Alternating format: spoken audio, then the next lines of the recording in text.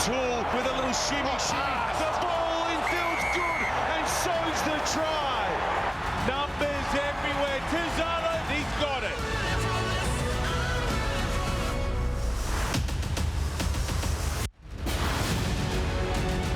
Welcome to a massive episode of Rugby Heaven on your home of rugby, Stan Sport. I'm Michael Atkinson, alongside me Justin Harrison, Cameron Shepherd. G'day, gentlemen. Great to have you in.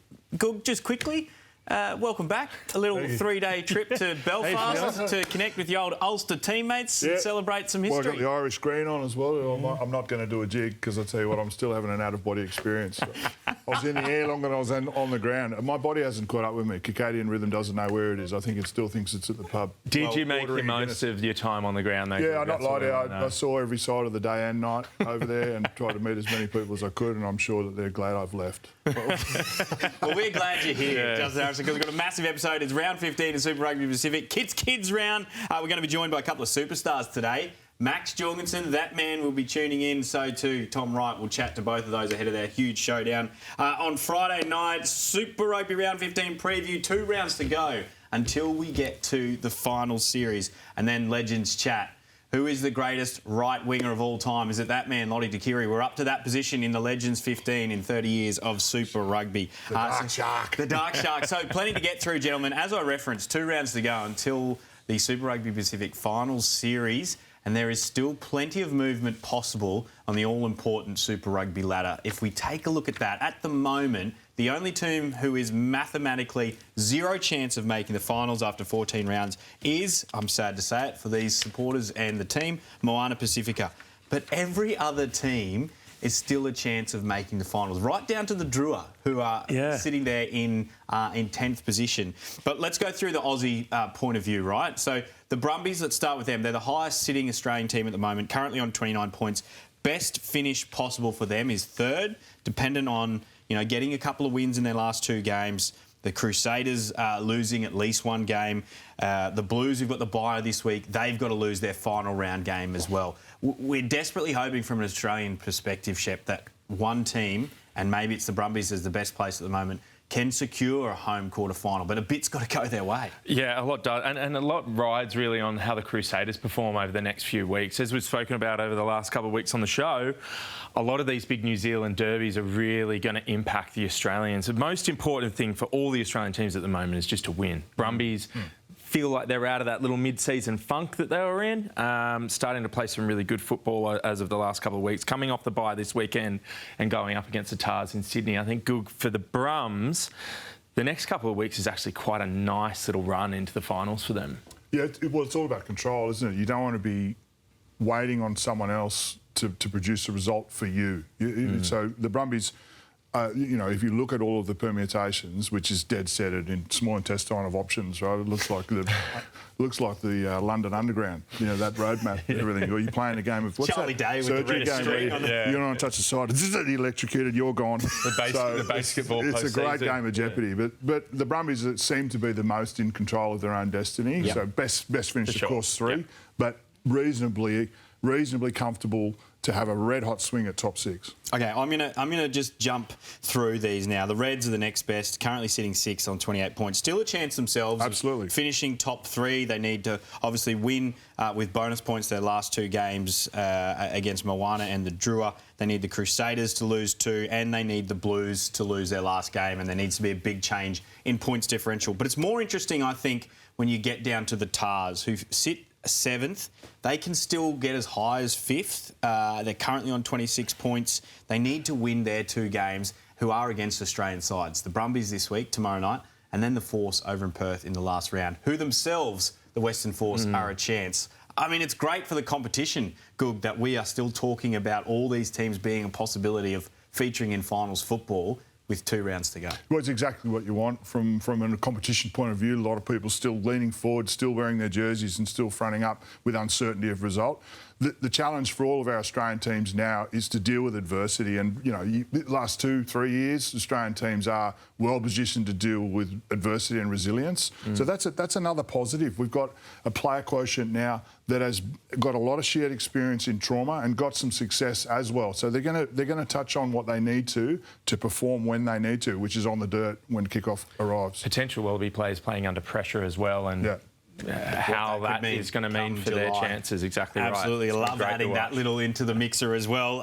The Chiefs can still finish top of the table. The Hurricanes seem like they've pretty much got it wrapped up, but there is a chance of things changing there. And you know what? Just as a top line, there is still a possibility where 3 Australian sides make it into the top 6 for the final series. But a lot of it's going to hinge on tomorrow night. The Waratahs hosting the Brumbies, a massive Australian derby, huge finals implications. And when they met earlier in the year, it was a huge shock down in Canberra. At J.league Stadium in Canberra, Brumbies v Waratahs. They pick and go, and Hola drives his way over. They're over. They got it down this time. Try. Debrasini. We transfer. Harvey. Try. Waratahs. Muirhead loses it. Jorgensen stolen it. Now the Tars have them cooked. Walt needs to go one further or can do it all himself. 5 minutes back. Kale's there. He gets another. It's an incredible build-up. 14 phases, and now the try. Rymer's got it this time. There's a full-time siren. The Waratahs take down the Brumbies in Canberra. It was an absolute barn burner back in round 7 with the Waratahs beating the Brumbies down in Canberra. Tomorrow night promises to be the same, and one of the New South Wales stars, Max Jorgensen, joins us now. Jorgo, welcome to Rugby Heaven. Great to have you on the show, mate. A few meat pies for you this season. A great win last week against the Drua, but it's do or die for you guys, final sort of chance, and you take on the old enemy in the Brumbies. How do you handle the pressure coming into this game and what's at stake? Hey guys, thanks for having me.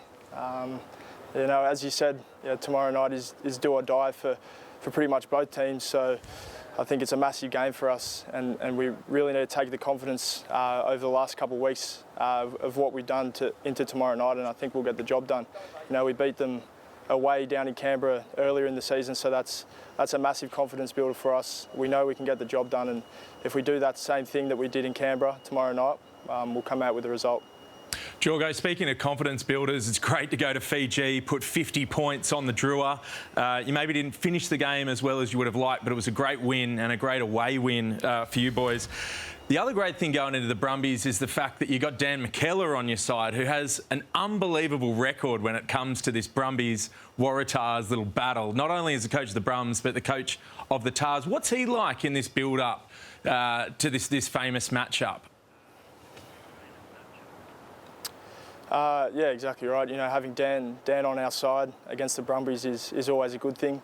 You know, he's coached them for years and knows a lot about them. So to have that foot up on him is pretty good. And you know, as you said, it's sort of sticking to our process and not changing anything really. Take what we did over the last 2 weeks and sort of bring it into tomorrow night, and we'll get the result. Jorgo, mate, you get the result like you did away from home. Your training weeks have probably been, you know, Mondays have been okay and they've been terrible, but this Monday it was good, right? You come in after a good win, and you've got a week leading into one of the biggest games of the year for you, not just because it's against the Brumbies, but because of what's riding on it. What does training look like? What has it been more intense? Has it been less, more thinking, less doing, rest up, or just knock each other around a bit and get ready for a big game? Yeah, I think you boys and everyone would know coming in on a Monday after a win, especially away, is always a good feeling. You know, the boys are up and about, the coaches are up and about, so that's always a good thing. And as you said, it's sort of getting to the back end of the season now, so training's sort of, the loads come off a bit.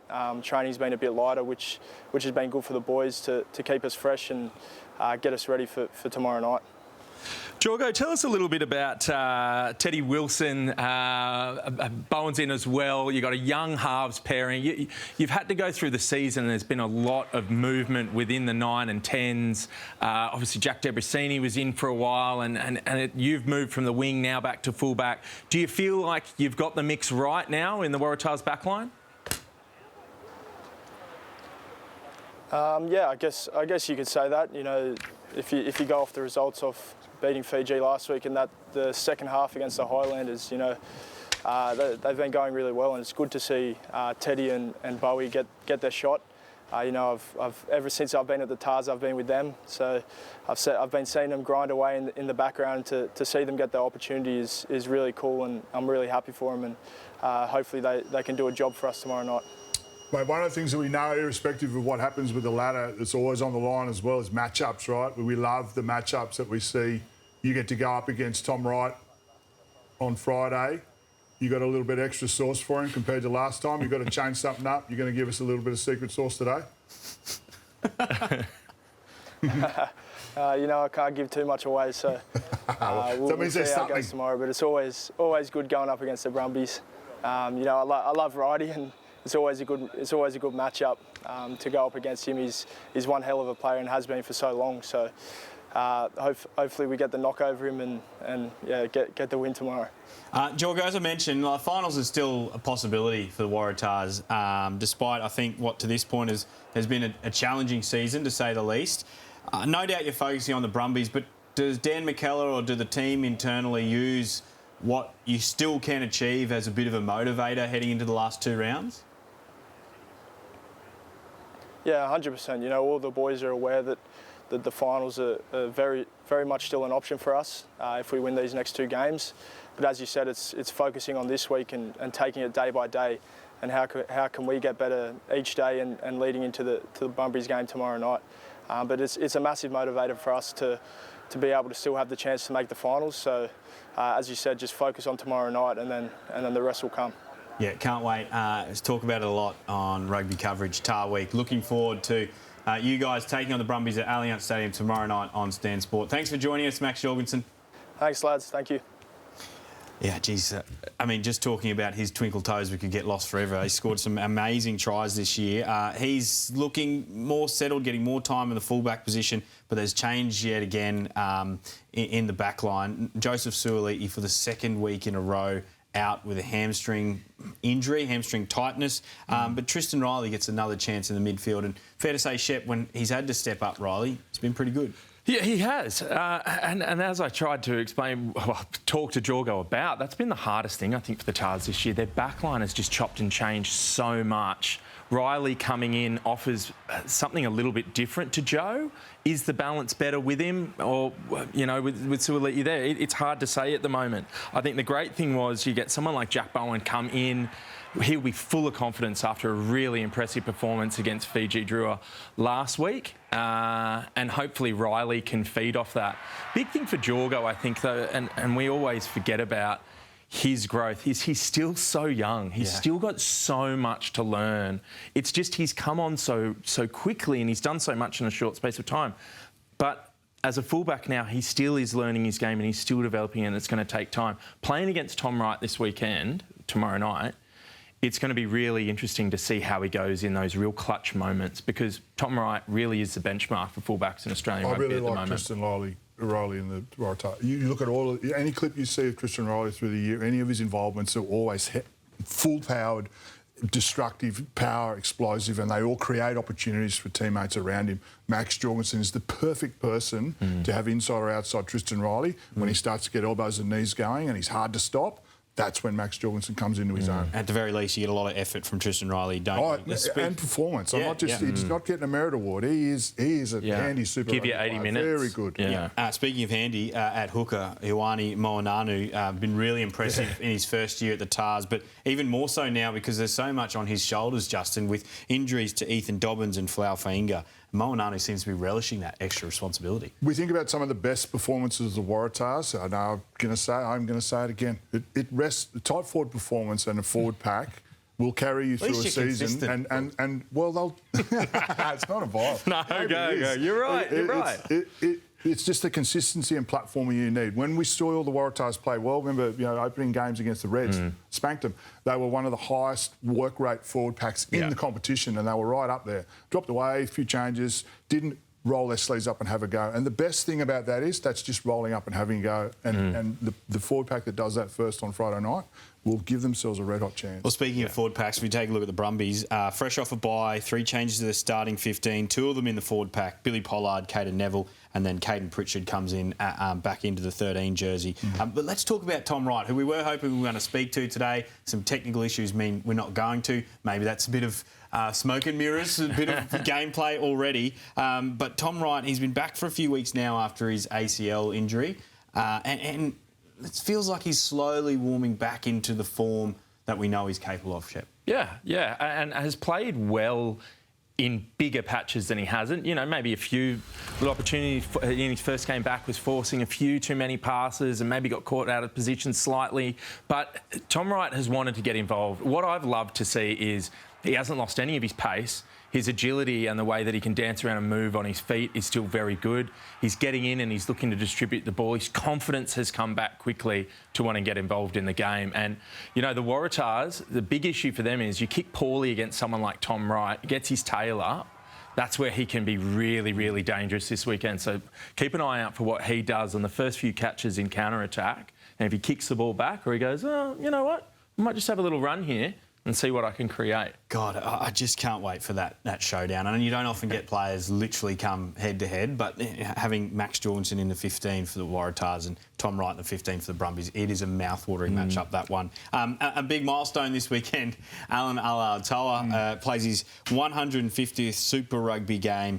He means so much to this Brumbies, and he's going to mean a lot if they're going to A, make the finals, and B, go deep in the finals. Yeah, what a milestone. You know, James Slipper and Alan Alaalatoa really leading the way in what it is to be the consummate professional and leadership and performer through the years. Every single time he's taken the field, he's changed the way that the team plays.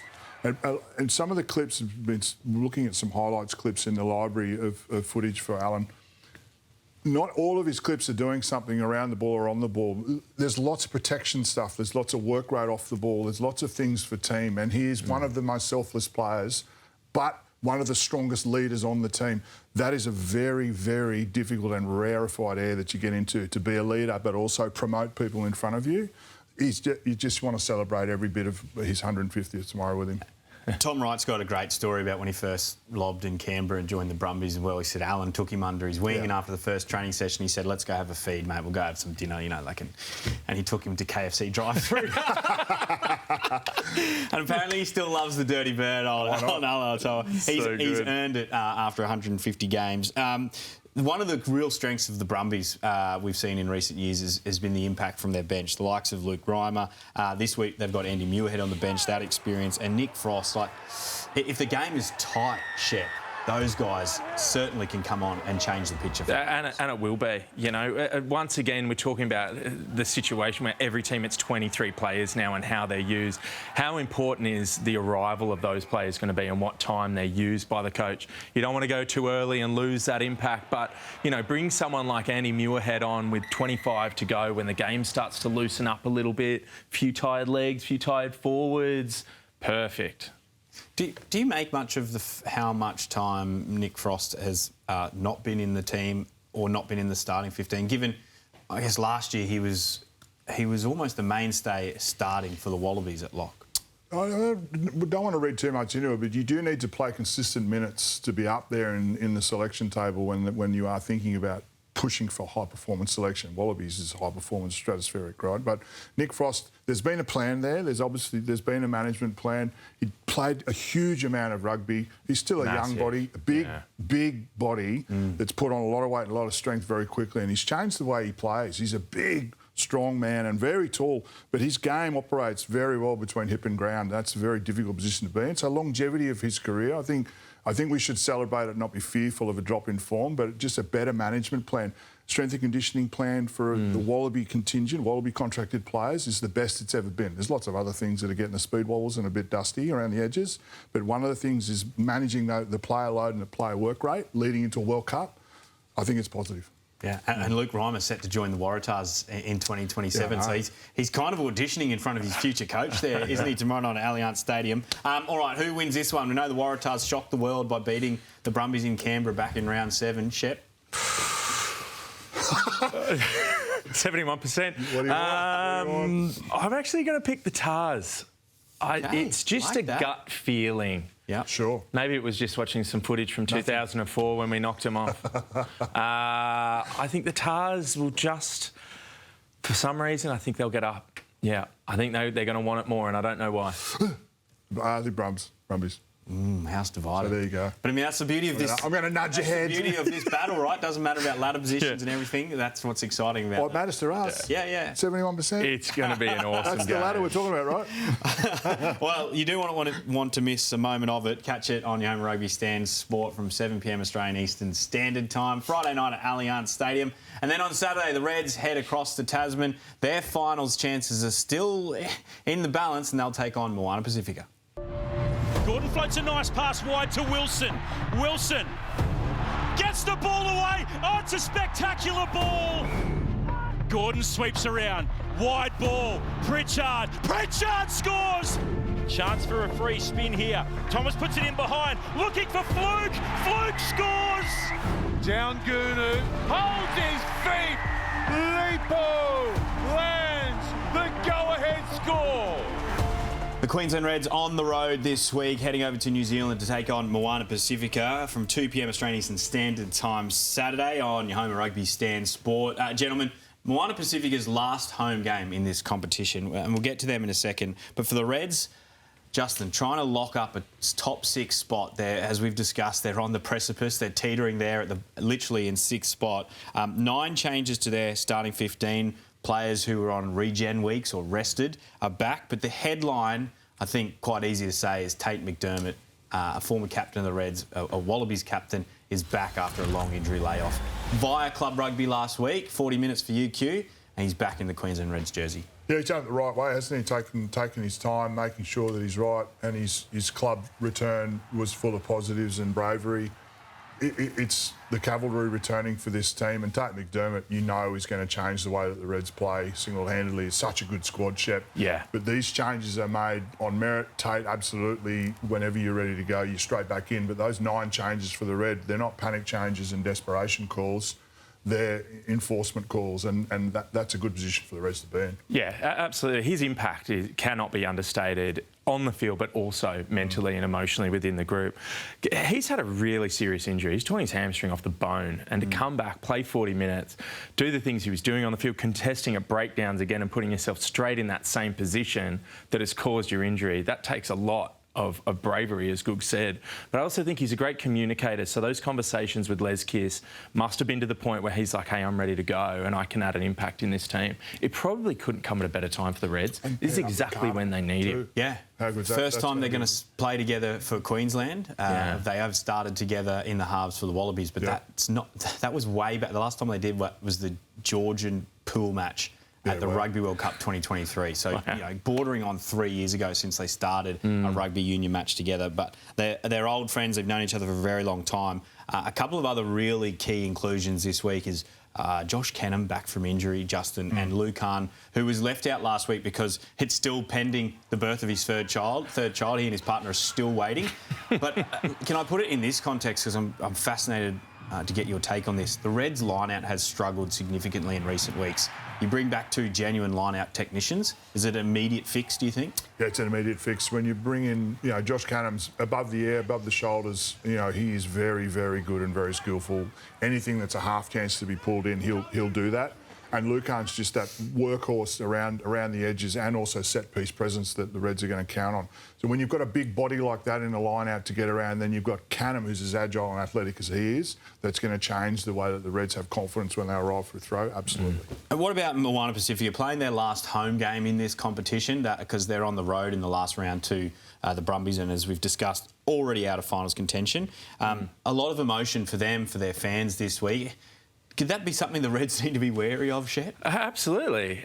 You know, everything to play for, I'm sure, a very emotional time for a lot of guys that are thinking, is this the last time I'm going to be in that change room? They'll be speaking about leaving everything out on the field this week. We know it's going to be a very physical encounter, and to Goog's point, I think the return of Lucan Salakai-Loto couldn't have come at a better time for the Reds as well, because he's going to bring that physicality. It's by no means a easy win or a guaranteed win for the Reds. They're going to have to fight for this one. And if they don't put Moana away in sort of the first 60 and it comes down to a battle in that last 20, could be a long day at the office. Sitting right on the edge of your seat, won't you, if you're watching that one on Saturday afternoon. On that note then, gentlemen, tip for me quickly. Do the Reds win, or do Moana pull off an upset? Reds. Reds? Yeah, I think the Reds will win. Okay.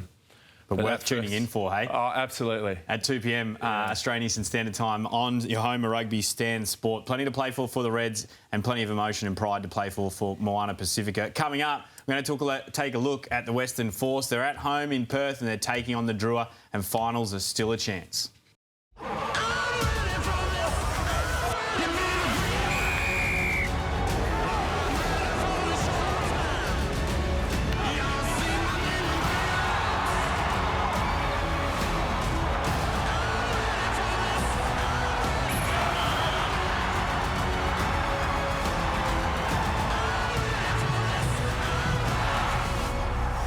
Yeah, primetime rugby union on Saturday night from 7 p.m. Australian Eastern Standard Time on your home of rugby, Stan Sport. We'll see the Western Force host the Fijian Drua.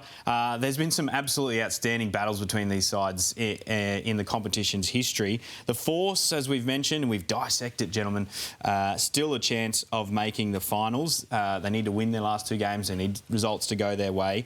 But they look settled. And even with a few changes last week, Shep, they were really good against the Reds. I imagine with their last two opponents being at home in Perth, they'd back their chances from here. Absolutely. Last three games of the season for the Force were at home, and we said it was going to be really tough for teams to go over there and win. They got a lot to play for.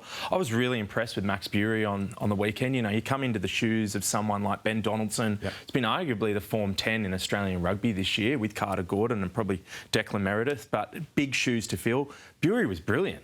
After not playing a lot of rugby this year. But there's just little guys that seem to increase their work rate. Zach Lomax, I don't want to start the Wallaby talk with him yet, but I just love the effort he's putting in and around the field to work off his wing and find opportunity. Dylan Peach, I think, has been one of the best players in Australian rugby since his return to the Force. Carlo Tizzano keeps scoring tries and creating opportunities.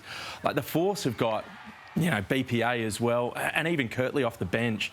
Few of his carries may not have looked important on their own, but just that little bit of extra leg drive and getting the Force over the gain line, that extra 5 or so metres, Goog, I thought was huge in the game on the weekend against the Reds. It changed the momentum and forced the Reds just to have to retreat that little bit more, which opened up space. So, yeah, the Force is looking really, really good. And despite still being without Donaldson this weekend, I think they're going to give a real shake-up. And again, that bonus point might become a big thing that they play for. I want to go back to Kirtley Beale, Justin, because this year has been very much a season of milestones, and we celebrated, it felt like, one every week with James Slipper. There's been other players who've reached 50, 100 caps. Alan Alatoa plays 150 for the Brumbies this weekend. But Kirtley Beale, if he gets on the field on the park this weekend, plays 186th Super Rugby game, which moves him outright third in all-time appearances.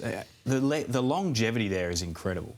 Yeah, look, you know, you're right. There's a lot of milestones, long milestones, which you start to think, well, okay, that means we do have players that there's a compelling reason to play Super Rugby Pacific, and we are having a bit of player retention at the top end. And Kirtley Beale's one of those players that will change the way that players come into a change room and train, their work ethic, the way that he's carrying himself and dealt with, you know, personal adversity and come out of that is testament to his character, but also the Western Force's willingness to continue to engage him in a professional program, because, you know, the first return to play wasn't great, got injured, you know, and they've backed him and supported him. I think that's most what you're seeing in that squad.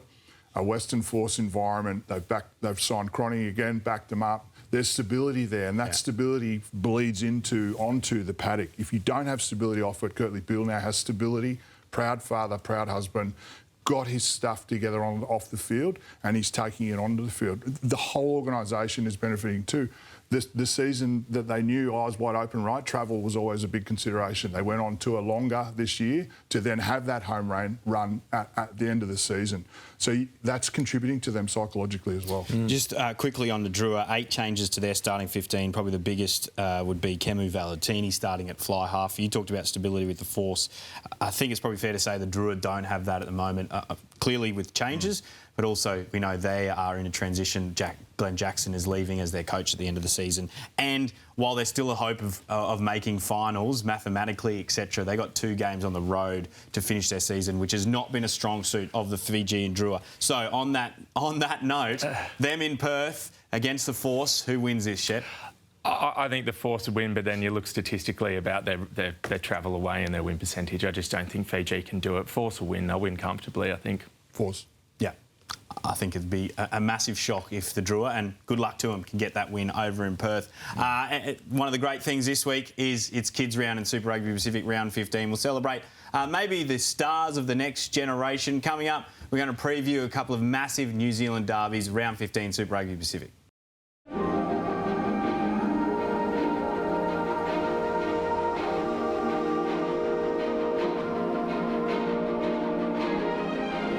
You see on your screen was once a little kid. Like us, they started here, on this small patch of grass. Filled by oranges cut by Mum, and bribed by the promise of a post-match sausage sanger. As a kid, rugby doesn't come with rules or pressure. Our coach says it's about having fun. Like us kids, maybe Sully was running the wrong way and misinterpreted the screams from the sideline as cheers. They say it's about getting your hands on the ball and having a go.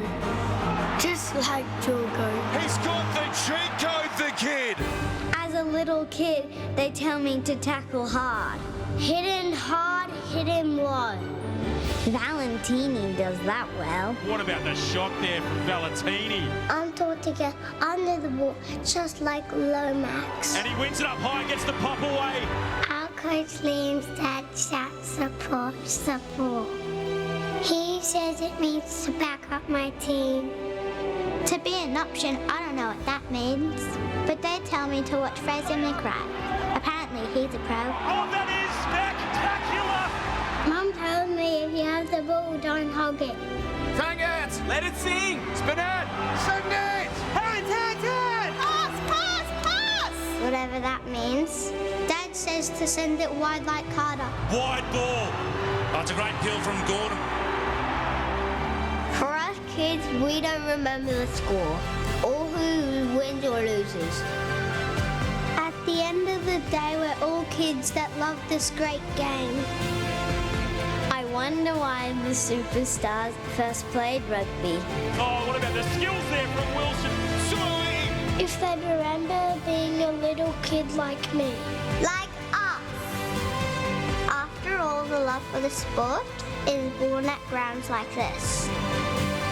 Welcome to Kids World!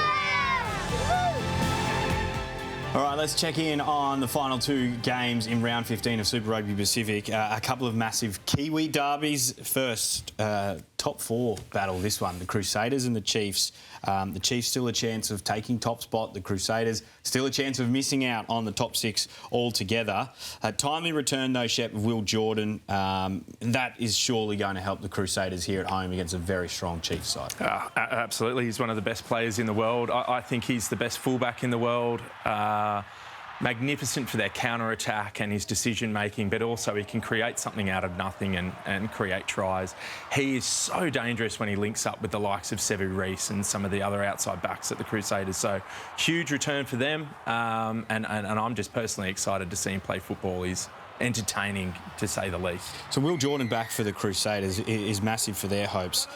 Damien McKenzie out with concussion is a huge blow to the Chiefs because we know he is virtually the heart and soul of that team. Yeah, he's a big influence, small body, big influence, big performer on the big stage. Absolutely. You do know that the Chiefs have got a better squad that can handle the absence of McKenzie from time to time. We've seen it already through the year. So the Chiefs will rightly still feel confident about, New Zealand rugby is still producing, right? You lose one superstar, you produce another. And McKenzie, the key to his game, and still is to the Chiefs, is the performance of their forward pack. They're a very good, well put together forward pack, which is why they're going to position themselves quite well for the run to the finals. And we're going to get into tips and all sorts of things. The Crusaders are the best back-end team in the Super Rugby competition since I can remember, except for when they went donut. What year was that? A couple of years ago. A couple of years ago. It was the anomaly. Shut the gates, right? Offsetting the omission or the loss of Damien McKenzie, Shep, Cortez Waratahs being back in the starting 15, an All Black scrum half, does that, I think, and to Justin's point, if the forward pack performs the way it's capable, is that enough? Yeah, I actually don't mind that he's out for the Chiefs. If I'm the Chiefs and he's missing this game, there's a very good chance they're going to hit each other in the final series. This is a chance to maybe hold a little back, you know, keep D-Mac on ice, he gets an extra week to freshen up, and you don't show them exactly how you're going to play when it comes finals time. Waratahs back, he needs to play a bit of footy. He's missed a lot, birth of his child at the start of the season. But to your point, when they didn't have D-Mac at the start of the season for the same thing, the birth of his child, the Chiefs still played amazing footy. They have got so much talent across the board. Other players step up. And I think the coaching staff will probably be happy to give a few more guys an extra run, keep Damo on ice and then bring him back in a couple of weeks' time. All right, so who wins this one, keeping in mind that from the Aussies' perspective, we need the Crusaders to lose for all those ladder permutations we discussed earlier. Should that affect our tipping? If you want it to. Crusaders at home, who wins? Crusaders. Crusaders? Yeah, I think the Crusaders will win as well. Yeah, I think the return of Will Jordan will be big for them, and they'll want it a bit more. I just wanted a quick tip. Yeah, no. Because I got another derby to get to. As quick as I could do. I got another derby to get to. Hurricanes, the high-flying Hurricanes up against the Highlanders, 4:40 p.m. Australian Eastern, Saturday afternoon. For the Highlanders? Sorry? So the Hurricanes are high-flying. What are the Highlanders? Hard work. Trench warfare. Something like that. They're in orbit. Yeah, I mean, there's still a chance of making finals, but they've got to buy in the last weekend, so they really need to win this weekend. No Caleb Tangutau either. I guess the carrot for the Hurricanes this weekend is they win this, they can lock up top spot. Yeah. And, I mean, they probably deserve that spot on the ladder, right? Yeah, well, you see, professional sport or sport in general doesn't give expectation and doesn't like people that roll in thinking they deserve something. You've got to go and get it. And that's just the slight nuance with the Hurricanes. They're just notorious fainters, right? They get in the bright lights and they're thinking, well, hang on, and you've got to wake them up with smelling salts and it's next year already. Sounds like you. Sounds like you trying to get a plane back from Belfast. Yeah, that's what I needed. I'm going to disagree with Good this year. I think this year, though, it's not the same. And they're going to pump the Highlanders. Yeah. Don't get me wrong. Yeah.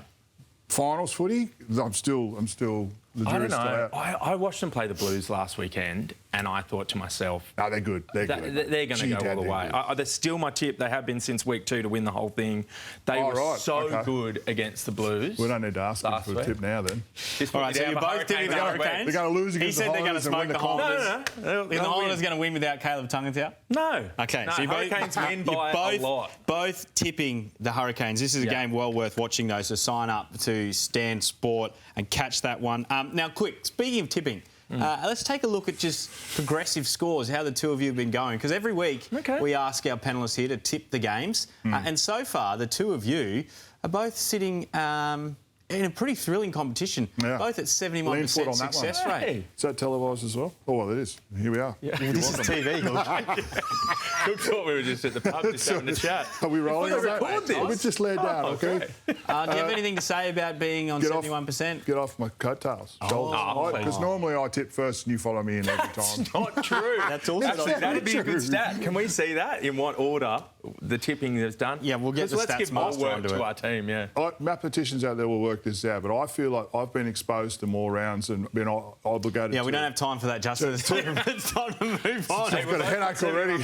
All right? Thank you, Justin. What's your percentage, Peanut?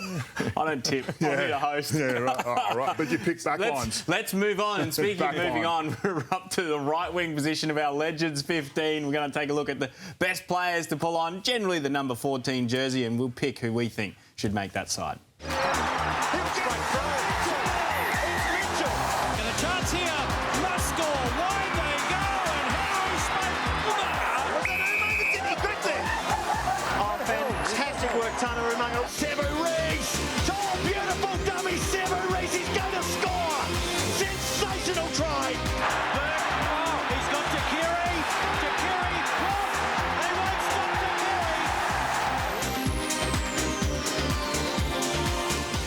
Lottie Dakiri, one of the all-time great players, not just in Australian rugby, but definitely in international rugby and most certainly in Super Rugby. And he is the Waratahs nomination for the right-wing position as we look to pick that position for the Legends 15 of all time.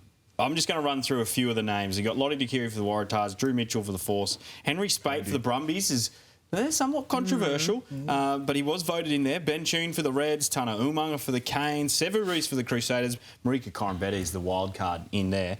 Is there one from a very impressive list that stands out to you, Cameron Shepherd? Look, I remember playing with Lottie and I'd play fullback, the ball would get kicked down the field, and even if I had a good opportunity in front of me, I used to just throw the ball to Lottie because the whole crowd would stand up on their feet and just want to see this guy run. He got so good that teams would just start sending 2 or 3 defenders at him to try and shut him down.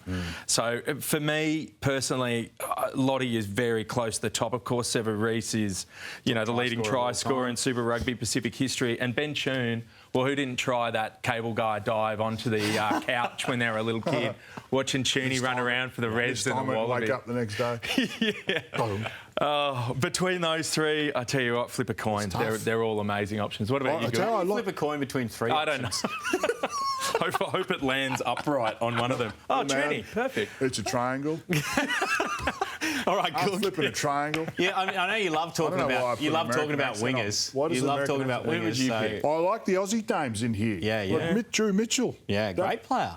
Wow. Gee, Dad. Corumbeti, the Stormfront. Henry Spate, Mr. Granite. Tooney, the original Granite. Yeah. And it's hard to look past Tooney because nostalgia, right? It's 99 World Cup. You've got to take that in. But then I got slapped by my mate over here to my left because Wallabies don't count. And we're talking about Super Rugby Pacific. Anyway, but that's all right. Bring it wrap it up, Goog. I think, look, I can't go past the Dark Shark either. Okay. I'm going to put you both down for votes for Lottie. Because like my earlier conundrum and criteria for Joe Roth. This is a timed show, by the way. Because both sides of the field are important when you're assessing Super Rugby performance, because it's not just an 80-minute game called Super Rugby, is it? Okay. Because there's also what do you do on tour? What do you contribute to the team energy? What sort of bloke are you? Who do you want in the trenches when stuff's going wrong? You can't get a taxi and there's a curfew. LT. I don't even know if we're still talking about the Legends 15, all right? That is he's a legend in every capacity. If you want he's the total package. Okay, so if you want to vote for that, and you should want to vote for that, whomever you want to vote for, who do you want scan the QR code on the screen right now and who do you want to play with on tour as well as off tour, not watch on TV? That is what you've got to remember. Okay, thank you very much, Cook. Let's chat a little club rugby. I'm going to mention Hospital Cup this weekend up in Brisbane. Match of the round on 9Gem. Brothers Wests, 2 grand finalists back-to-back in 2023-2024. Wow. That'll be a huge match there on Saturday afternoon. In Sydney in the Shoot Shield on 9Gem, the match of the round this weekend, Northern Suburbs up against Southern Districts. Love a compass battle, don't you? North versus South. How good. And some big club schoolboy rugby this weekend as well, Shep. Massive schoolboy game. So Barker College taking on Knox Grammar at Barker. 3:15, I think it is, on Saturday afternoon. If you live up around that area, it'll be a huge battle. I think Barker this year just might pip them, but when those two come together, no bias. Love the Barker boys. I'm actually presenting the jerseys to the boys this afternoon, so I'm looking forward to doing that. But it's going to be chances. Plenty of rugby to sink your teeth into this weekend. If you live around that area, go and watch it. It'll be a cracking game. Great tip. Thank you, Shep. Thank you, Goog. Outstanding effort from all of you. Great to have your company at home, as always, on Rugby Heaven. The Between Two Post boys will be back Monday to unpack a massive weekend from your home of rugby, Stan Sport.